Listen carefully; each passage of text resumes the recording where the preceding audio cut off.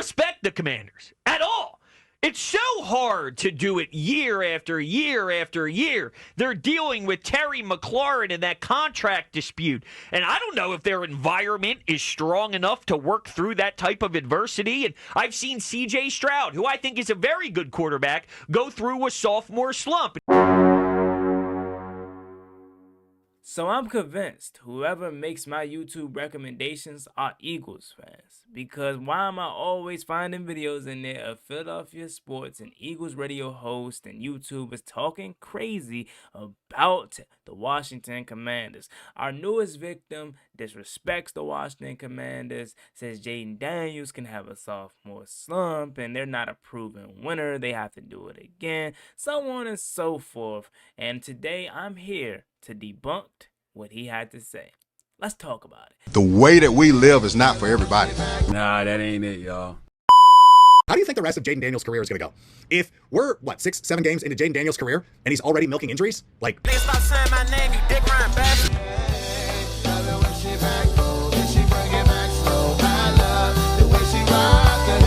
I love the way she move it, shake it on me.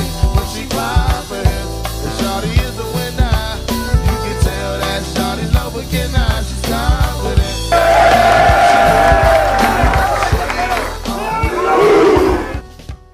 YouTube, what's going on? It's Juan Gotti here. We have the Washington Commanders video. And in today's video, I'm coming on here with a video where we're going to be reacting to an Eagles radio host talking crazy about the Washington Commanders. So without further ado, let's get straight into today's video. Before we do, make sure you guys go down below, leave a like on this video, subscribe to the channel if you are new, turn on post notifications so you get notified when I upload new videos like this to the channel. We're on the road to 11,000 subscribers, so it'd be greatly appreciated if you can reach that goal as soon as possible. Also, subscribe to 4th and 1, my NFL channel. Also, subscribe to my brand new group channel, The Burgundy Breakdown, as we're going to be bringing you great content for great guys in the Washington Commanders community, bringing you daily Commanders content. So check that out as well. Now, with all that out the way, let's get straight into today's video. So here's my guy, Broads from Broads Media. I watch him from time to time ramble about Philadelphia sports. Entertaining watch from time to time, I'll be honest with you. But he put out this video that was recommended in my feed. And going into it, I already knew what to expect, right? He wasn't going to respect the Commanders, talk crazy about them. But I listened up until about the 13-minute mark. And that's when I said, you know what, I'm going to make a video about this because I want to get you guys' reaction to this as well. If you have not checked this out, go ahead and check it out. I left a comment on it as well, up until as much as I watched. And I really just was like, man, I have to get on air and kind of just talk about this while we watch, because what he was saying was absolute crazy. But it's nothing new. I didn't expect anything different from Philadelphia Eagles fans. But let's go ahead and listen to Broads talk about the Commanders. All right, we are going to start today's show with the Washington Commanders and your Philadelphia Eagles, because the Commanders are working on Von Miller and making more moves because they want to try and close the gap. Well, I got to be honest with everyone. I don't respect the Commanders at all. It's so hard to do it year after year after year. They're dealing with Terry McLaurin and that contract dispute. And I don't know if their environment is strong enough to work through that type of adversity. And I've seen C.J. Stroud, who I think is a very good quarterback, go through a sophomore slump. See, and this is why I genuinely dislike that take from everyone. And it just goes to show me a lot of these people don't watch outside of their market. Go to 4th and 1. I did a great video on CJ Stroud, and I talked about how low-hanging fruit this take truly is. Why are we talking about a guy that won back-to-back AFC South titles? Talking about a guy that led his team to 2 playoff victories in his first 2 seasons. Why are we saying this as if CJ Stroud just solely fell off the earth last year, bro? They still won the division. They still won a playoff game. If you're telling me in year 2, Jaden Daniels, he succeeds that same kind of recipe, which is win the division, something that we have not done since 2020, really, in 2015, if you want to be honest with me, because 2020 was, COVID year and whatnot. But he leads his team to a home playoff victory, something that we haven't had in a very long time. That is taking a step further. Is that winning a Super Bowl? No, but that's something that we have not done in years. So why do we try to make this low-hanging fruit narrative that C.J. Stroud was so trash last year, and if Jaden Daniels replicates that this year, oh, that's a sophomore slump. It's such low-hanging fruit, and it just shows me these people, they just hear what other people are saying and go with it. That's not your own opinion, man. That's such a bad take, bro. If you say, well, maybe some skill position guys were injured and that played a role, well, that happens. And you got to be able to manage that and perform without it. And it's a very difficult thing to do. And I don't think the Commanders are some sharp, great organization that I now have to fully believe in to take over the NFC East crown. And quite frankly, one thing that pisses me off the more and more I think about it is we keep saying they were in the NFC Championship game, giving them respect. They lost by 8,000. They weren't even close. So, Devin, I'm just telling you, I don't respect the Commanders. I think the Eagles are going to kick ass as they always do. And they're not close. The Commanders are not close. They got blown out. They're not close to the Eagles. Your thoughts? All I'm going to say to you, my good man, bros, is you're setting yourself up for some great receipts, sound bites. Thank you. I appreciate it. Because, we don't play till late in the season, so we got all year to talk about this. But you're setting yourself up for great sound bites and being in edits because you don't respect the Commanders. Now, again, I watched up until the 13-minute mark, so I heard what this young lady said, and she was kind of trying to play, the even kill, like show them their respect. I honestly liked her take, you know what I'm saying? But it kept getting overshadowed because Bros is so up about not respecting the Commanders. It's cool. You're the Super Bowl champion, so I didn't expect anything less.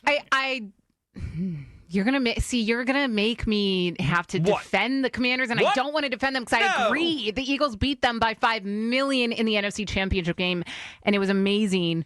And I do think that far too many people, especially here in Philadelphia, give Jaden Daniels far too much respect, like ranking him above Jalen Hurts on lists. I hate that, and I don't support that. That being said, they're in division. They, even without Jaden Daniels and, the previous years, even when they had, what was his name, Taylor Heineke or whatever, they gave the Eagles their first loss in the 2022 season when the Eagles went to the Super Bowl. Like, they're in division, so they're always going to give the Eagles some trouble. But that being said, I think you can say the same for the Cowboys and Giants. Like, any NFC East opponent is going to be a tough opponent.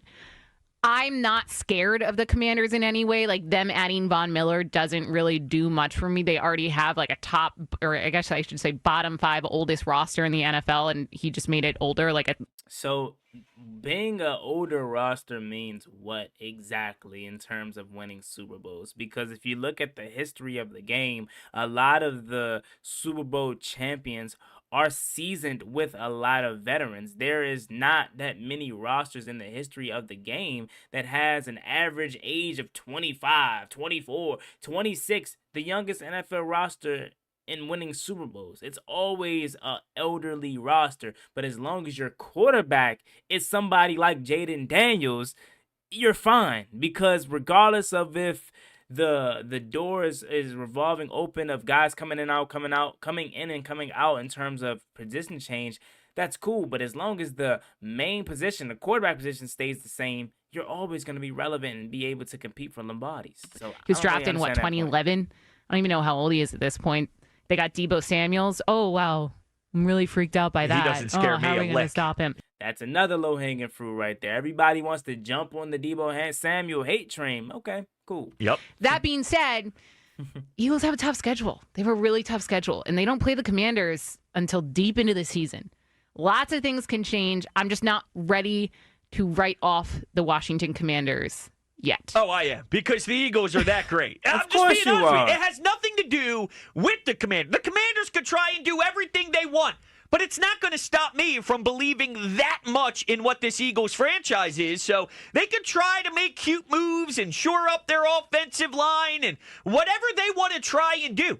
But it is never going to be better than what Jalen Hurts and this offensive line and what Vic Fangio has to offer for this upcoming campaign. And that's another thing the Commanders have to deal with is the knowledge from all these other coordinators on what was effective last season for Jaden Daniels. Now there's a whole offseason of going to the tape and studying what was working. Remember, Jalen Hurts couldn't go to his left. Todd Bowles put it on tape. Then Jalen Hurts had to effectively get better at that skill set.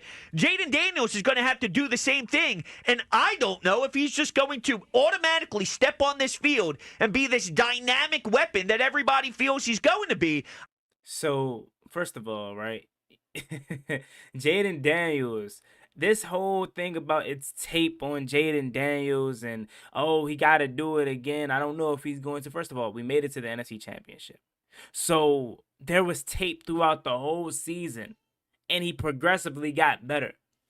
And talk about there's a whole offseason for teams to look at the defensive tape, look at the tape and how to stop him. Why are we acting as if it's just one-sided? Jaden Daniels can't get better?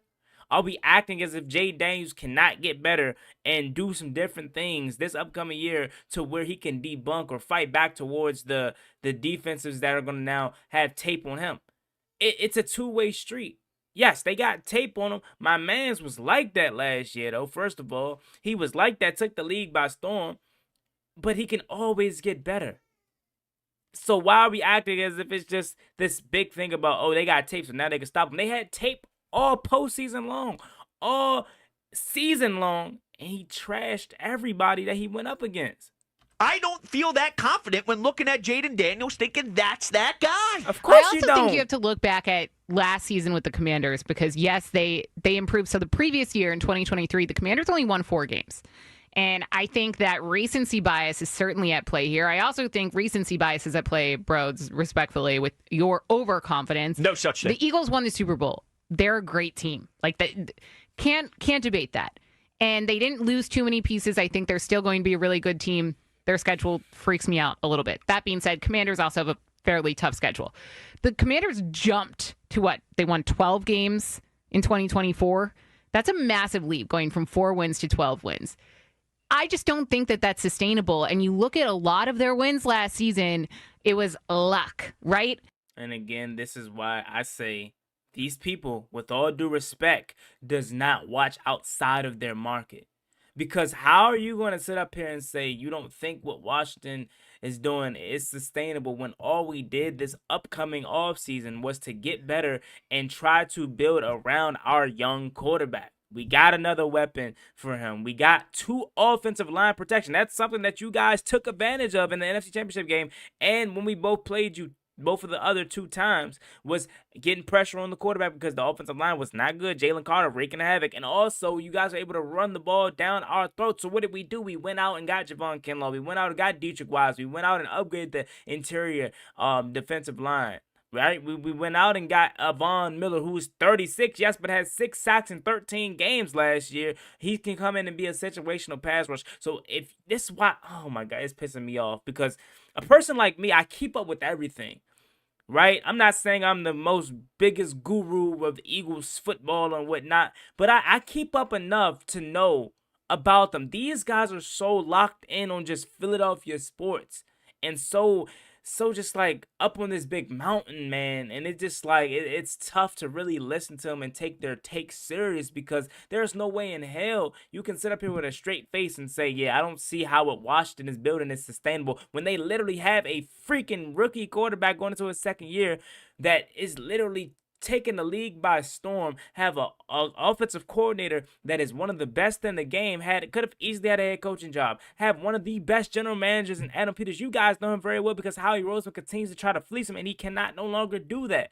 Like, I don't know, man. It's frustrating. It was luck when they played the Bears. Remember that Hail Mary, right? Which, by the way, if I was a Bears fan, I would simply never recover from that. I would still have PTSD from that, maybe for the rest of my life. They got away with a lot of wins. So I don't know if they're, going to be this great, ominous team. They're a team that you have to take seriously, though. Like, I don't want the Eagles and Eagles fans to take on the mindset of, well, we won the Super Bowl, so whatever. We're just going to roll over the Cowboys. We're going to roll over the Commanders. We're going to roll over the Giants. When you have to look around and do I think that the Commanders got exponentially better? No. Yes, I think, honestly, if you look at the NFC East, the Giants probably made the most impactful additions. I don't think the Giants are going to be a good team, but like they'll probably be less of a joke than they have been. But the Commanders still added talent, albeit older talent in Von Miller, Deebo Samuel, Tunsil, list goes on. 3 guys that are still one of the best at their position, by the way. Von Miller, again, he's not prime Von Miller, but 6 sacks in 13 games. Deebo Samuel banged up last year, and the 49ers had a horrible year altogether. Then you have a guy like Laremy Tunsil, who's still one of the best tackles in the game. And you talk about the draft, Josh Conley Jr., you bring in Trey Amos, cornerback, one of the best cornerbacks in the SEC last year, alongside Mikey Sanderson and Marshawn Lattimore, who's hopefully going to be healthy and can shake back. So crazy, could they be a better team than the 12 wins last year? Maybe. They're a team that you have to take seriously and you have to prepare for accordingly. I just don't want the Eagles to write them off like, oh, whatever. They're a joke. We beat them by 500 in the NFC Championship game. Doesn't matter. We're going to do it again. They won't do that. I will. There's a big difference. Jalen Hurts isn't going to attack it the way I attack. I attack it like they're bums. Get them out of my face. They're not even close to the Eagles. And this is why people... Take a good look at this face right here. This is the face of every Eagles fan. When you think about, what would an Eagles fan look like? It's this guy right here. They wonder why they're the most hated fan base in the NFL. Why people can't take them serious, because listen to their takes. Bro, listen to the way that they speak. But they speak from a little brother syndrome, because back in the 80s and 90s, yeah, they're good now. Back in the 80s and 90s and whatnot, when Dallas and Washington and New York were all winning, they were the lonely Eagles. So now that they're finally good, they feel like they have to, beat their chest. You know what I mean? But that's not how Sirianni's going to attack their business. You don't worry about them. They'll do what they need to do. I'm just telling you how I feel. I look at the Commanders and I say, go scratch. Get out of my face. You're setting yourself up for heartbreak. No. See, I don't have heartbreak when it comes to this Eagles squad under Jalen Hurts. Okay. Because all I get is winning football. I think the Eagles have the ability to work through the target on their back, while the Commanders, they have to prove to me they know how. And I know they're not champions, but they did get to the NFC title game. So teams will look at the Commanders now differently, and they need to know how to win as an NFC title type of team. And I don't think that franchise has ever sold me in my lifetime sustainable winning enough for me to go, that's right. It's the Commander. Yeah, sustainable winning. No, what? They'll be okay. What were your thoughts and opinions on the Commanders going into the NFC Championship game when they beat the Lions? Yeah. And we all thought that the Eagles were going to be traveling to Detroit to take on the Lions in that game. Mm-hmm. When the Commanders beat the Lions and we're coming here, how were you feeling the week leading up to that game? Ass kicking. Were you? Ass kicking.